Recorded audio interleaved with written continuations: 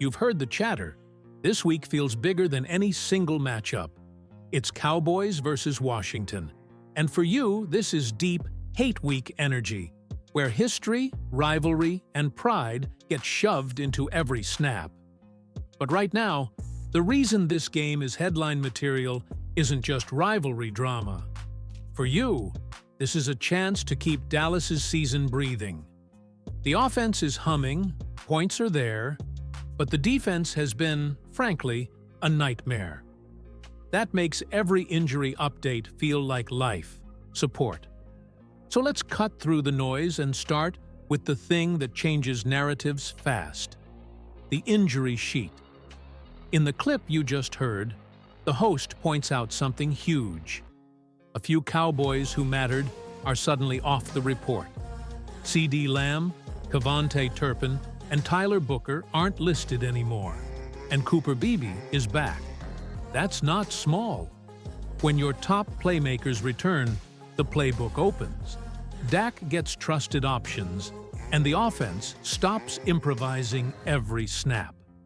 If you've watched every game, and you felt the difference between a full-strength offense and one missing key pieces, you know how much easier it is for a quarterback to read defenses and keep drives alive when his weapons are present. Now, don't let anyone gaslight you about the defense being fixed overnight. It isn't. But seeing those names back changes the game plan immediately. More vertical threats, more mismatches in the red zone, and fewer situations where the offense has to play clutch mode every possession. Here's a quick interaction.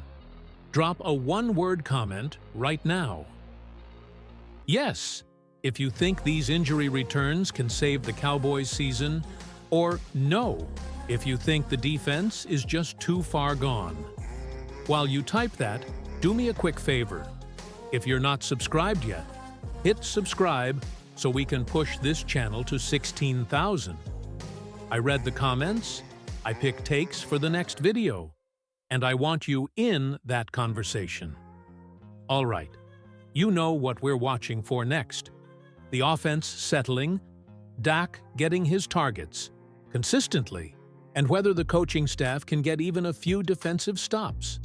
You can feel the energy shift when injury reports flip in your favor, and that's exactly what happened for the Cowboys.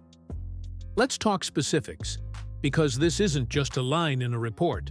These are names that change how Dallas moves the ball and how confident Dak Prescott can be when the offense takes the field. CeeDee Lamb being cleared is the headline. When he's active, the entire coverage structure of a defense bends toward him. You've seen it week after week: bracket coverage, safety help, the double looks. When Lamb's out, defenses get to play man more aggressively against the rest of the unit, and Dak's reads shrink. So getting Lamb back isn't just about production, it's about gravity. He draws attention and frees up everyone else. Now add Cavante Turpin to the mix. Turpin's presence gives this team that electric edge on special teams and on gadget plays. When you motion him across formations, it forces defenses to communicate. Even if he touches the ball only a few times, every one of those touches can be a spark. The Cowboys have used him in screens, reverses, deep shots, and that threat alone creates hesitation for defenders who already struggle to keep up with Dallas's tempo when the offense is clicking. Then there's Tyler Booker and Cooper Beebe. Offensive line continuity is one of the least glamorous but most critical parts of winning football, and having those guys back means fewer busted protections and cleaner pocket integrity. You saw what happened earlier in the season when the line was banged up. Dak's internal clock sped up, and the playbook had to adjust to shorter throws. But when Beebe is in there, Dallas can get back to their bread and butter. Balanced play calling, a strong ground game setting up play action, and Dak's timing routes hitting with rhythm. These returns also affect play calling confidence. Brian Schottenheimer can call deeper concepts knowing his quarterback has time, And Lamb's presence demands zone coverage looks that open windows for Ferguson and Cooks underneath. You can already picture those early drive scripted plays turning into long, efficient scoring drives rather than 3 and outs. That's how you keep your defense fresh, not by changing schemes overnight, but by staying on the field and forcing opponents to chase you. But the best part here is momentum. Every time the team starts getting key starters back, it fuels locker room morale. Players feel that lift, and you see it in body language. The huddle looks sharper, Dak's cadence gets louder, and the sideline gets loud again. That's not coach speak. It's real when guys start believing they're healthy and capable again. So, let me throw this to you. If you could only pick one of these returns, Lamb, Turpin, or Beebe, to stay fully healthy for the rest of the season, who are you choosing?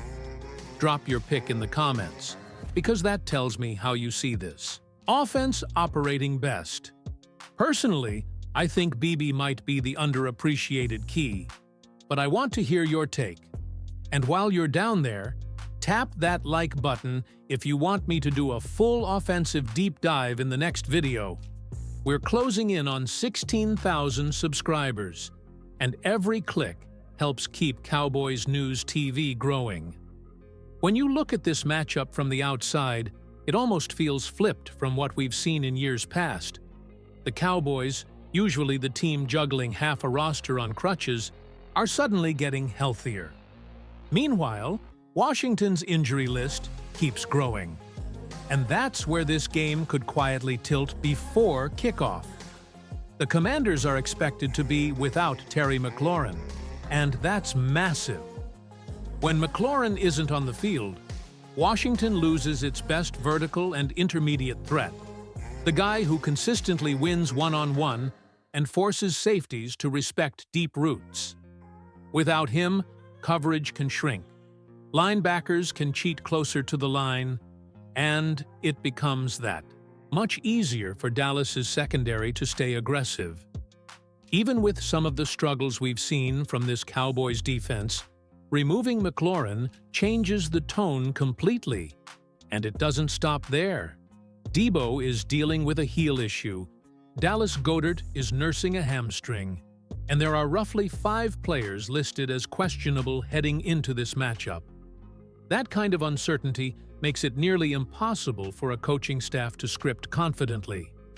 Imagine trying to design your opening 15 plays not knowing who's going to finish the first quarter. That's where Washington stands. Now, you might have caught the host's comparison between Jalen Daniels and Dak Prescott. Somebody tweeted out their first 21 games side by side, and Dak's numbers are actually a little higher. Not by much, but enough to make a point. One's labeled trash, while the other is treated like a future star. And that's the exact bias Cowboys fans have dealt with for years. Dak gets held to a different standard, always has. When he struggles, he's criticized for not carrying the whole team. When others do, people rush to point at injuries or supporting casts. It's the same story replayed with different names. So, while Jalen Daniels is still finding his rhythm, he's going to face one of the toughest weeks possible. His receiving corps is banged up, his offensive line depth isn't ideal, and now he's lining up against a Dallas team that's suddenly reloaded on offense and desperate to get a divisional win. For Washington, this isn't just about execution, it's about survival. When a rival limps in, the question becomes whether Dallas can capitalize. We've seen the Cowboys in this spot before, favored, healthy, full of promise, and still managed to let a game slip away. This time has to be different. So here's what I want to know from you. Would you rather face Washington healthy and prove dominance the hard way? Or take advantage of the injury luck and just get the win, however it comes? Drop a quick comment. Healthy or injured? And tell me where you stand. I read those, and I'll pull a few answers for our next upload. The truth is hard to ignore. You can talk all day about Dak Prescott's rhythm, CeeDee Lamb's return, and a healthy offensive line, but none of it matters if the defense keeps bleeding points. In that clip, you probably noticed the most brutally honest line of the week. Don't call it a defense. It's just 11 guys on the field. And honestly, it's hard to argue with that sentiment right now. Trayvon Diggs' situation sums it up perfectly. According to the host, Diggs left practice fine, went home without a concussion, and somehow showed up the next morning with one. Nobody seems to know what happened, and that uncertainty is symbolic of the whole unit. Every week it's something new: missed tackles, blown assignments, or a lack of communication. You can't build consistency when your top players are either injured or struggling to find form. Now, let's be real. Losing Diggs at any level is a big hit. Even when he's not at his peak, opposing quarterbacks still respect his range and ball skills. His presence alone limits throws to one side. But the deeper issue isn't just one player, it's cohesion. This defense looks like a collection of talent that hasn't figured out how to play together. You've got Micah Parsons fighting through double teams, the secondary trying to patch up holes, and linebackers too often caught reacting instead of dictating. And this is where coaching has to come under the spotlight. If you're a fan watching this, ask yourself, do you see an identity on defense? Early in the season, there was talk about being fast, physical, and turnover-driven. Lately, it looks more like they're just trying to survive. When a defense loses its confidence, even basic assignments become complicated. Guys hesitate, overthink, and that half-second delay is the difference between a stop and a 20-yard gain. That's why the EE2 offense's resurgence matters so much right now, because the defense isn't bailing anyone out. Until the Cowboys prove they can string together stops, every game becomes a shootout. And shootouts in the NFL burn out even the most efficient offenses. So, what's the fix? Realistically, it's not about signing new players mid-season. It's about accountability. Parsons has to be that vocal anchor. The defensive backs need to simplify communication. Fewer checks, more aggression. And most importantly, they have to stop waiting for someone else to make a play. Championship defenses swarm. They don't hope. Do you trust this coaching staff to get the defense back on track before it's too late? Drop a simple yes or no in the comments, because I want to see where Cowboys Nation really stands on this. I'll feature the split in the next video. Still, there's a silver lining. Every team goes through these stretches where one side of the ball has to carry the other. The key is whether the locker room holds together through it. From what we're hearing, Dallas is getting healthier, they're talking about unity, and the locker room hasn't fractured. That's a good sign. When you step back and look at the big picture, this week feels like one of those crossroads moments for the Dallas Cowboys. The team's finally getting healthy, the offense is reloaded, and the opponent, Washington, is limping in short-handed. You can feel the balance shift, but that doesn't mean anything until the team proves it on the field. Every fan watching right now has seen this story before. Momentum builds, expectations rise, and then one mistake flips the game. This time, it has to be different. Injuries, timing, and execution all line up for Dallas right now. CeeDee Lamb's return gives Dak the rhythm he's been missing. Turpin's speed creates space. The offensive line getting back to full strength means this group can dictate tempo again. It's the kind of setup where the Cowboys can finally play their brand of football: physical, confident, and fast. But the truth is, none of that means anything if the defense doesn't find some pride. They don't need to be dominant. They just need to get off the field on third down and create a few momentum-shifting plays. That's it. If that happens, Dallas wins this game comfortably. We've talked all season about frustration, the defensive breakdowns, the injuries, the overreactions. Yet here we are again, in a position to control the narrative. That's football. It's about surviving the rough stretches and making your move when the window opens. And that window just opened for Dallas. As the host said near the end of that clip, the game is bigger than trash talk or rivalry jabs. It's about showing up, staying consistent, and keeping perspective. He talked about fans checking in on him, friends supporting him through tough days, and that's something every Cowboys fan can relate to. Through all the highs and lows, what keeps this community together is the shared belief that better days are still ahead. Before we wrap up, do two quick things for me. First, drop your prediction in the comments.